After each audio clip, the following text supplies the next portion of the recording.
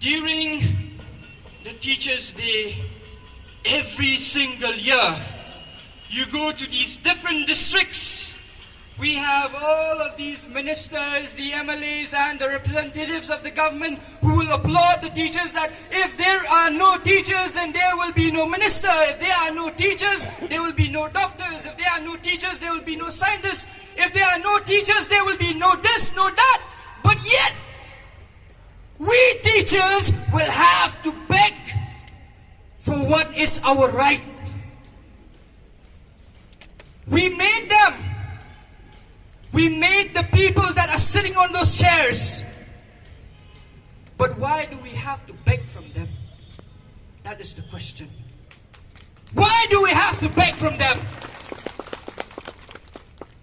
It is time that we change our perspective.